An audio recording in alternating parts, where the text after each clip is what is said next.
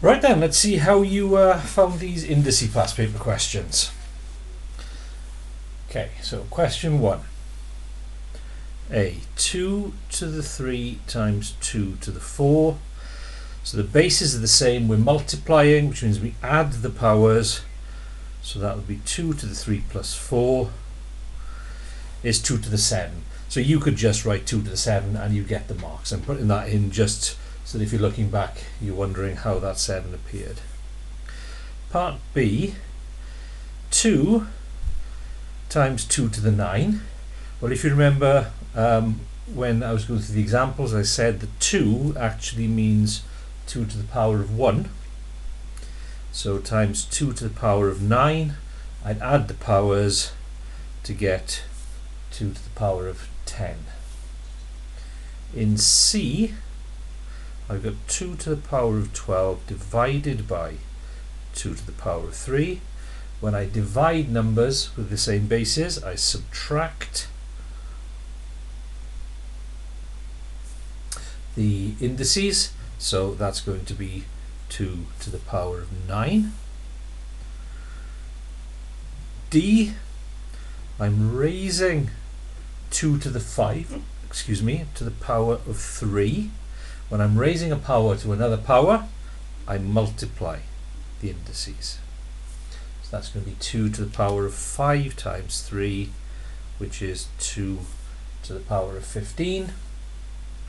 For E, where I've got 2 to the 4 times 2 to the 5 divided by 2 squared, I'm going to add the powers I'm multiplying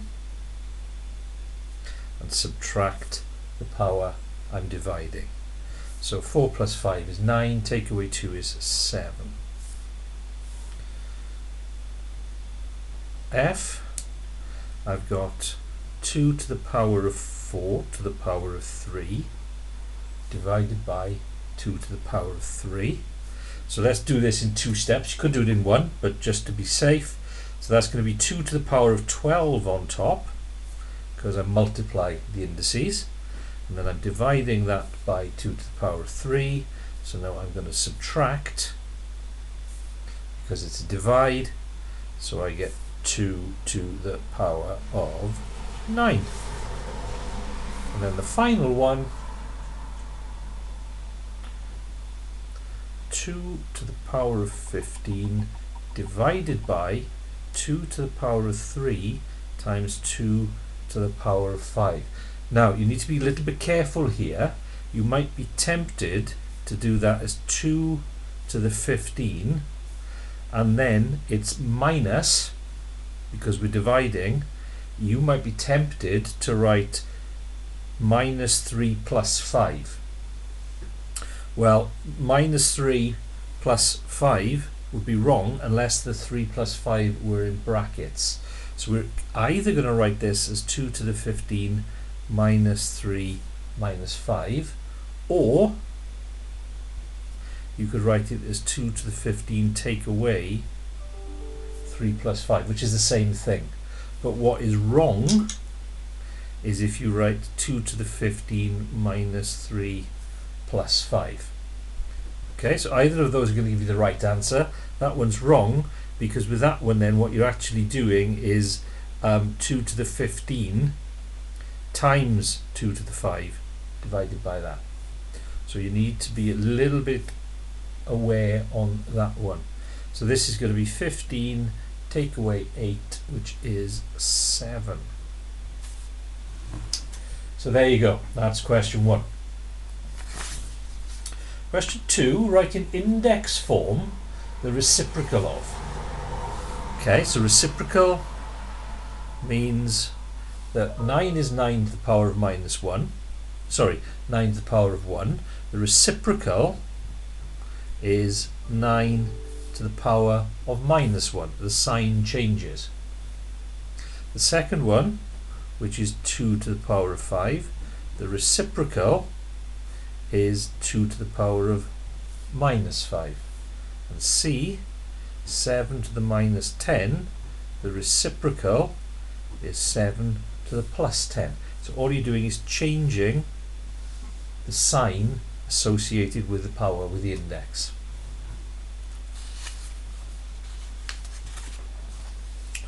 Question 3. 8 to the power times 2 to the 15 can be written as 2 to the power of n. Write down the value of n. So in order to do that, I need to write this as a power of 2.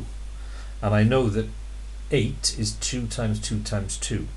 So that is the same as 2 cubed times 2 to the 15. Now I've got the bases the same. They're both base 2. I can add the indices to get 2 to the 18. So n equals 18.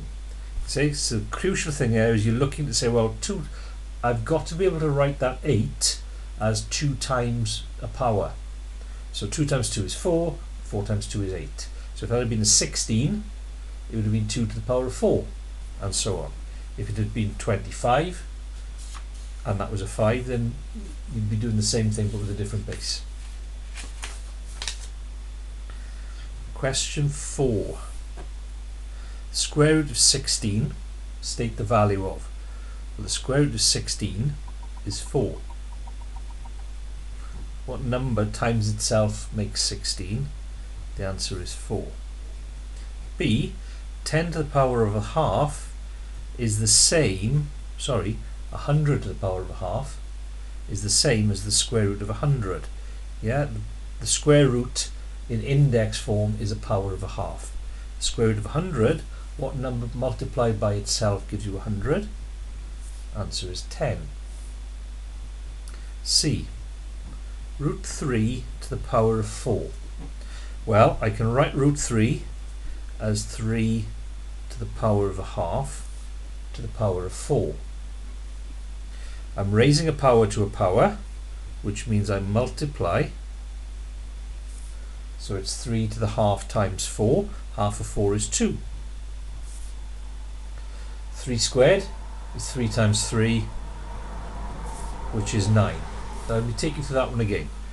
I need to change the square root into an index because we're working in indices.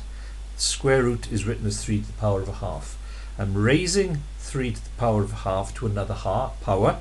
So when we do that, we multiply the powers. So it's a half times 4, which is 2.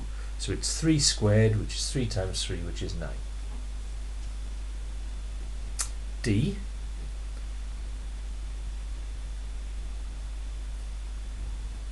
There's two ways to do this. Either evaluate what you've got under there.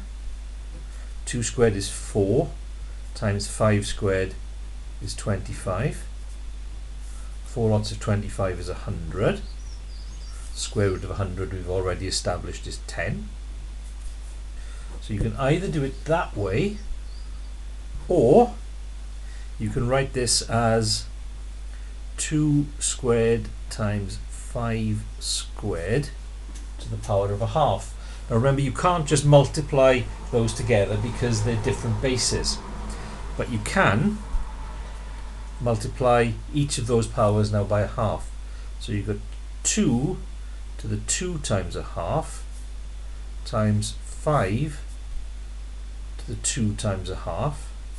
2 times a half is 1, so that's just 2 times 5, which is 10. So either of those methods is fine. E. 6 to the power of minus 2. The minus is a flag for reciprocal, which means we can write that as 1 over 6 to the 2. Look back at the examples I did on reciprocals, and 6 squared is 36. So 6 to the power of minus 2 is the same as 1 over 36. And then finally F. 3.142 to the power of 0. Anything to the power of 0 is 1.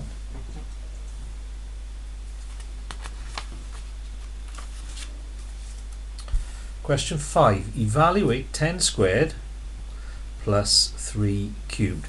So we're not multiplying or dividing, so those rules of indices don't work. We have to evaluate these. 10 squared is 100. 3 cubed is 3 times 3 times 3. 3 times 3 is 9. 9 times 3, 27.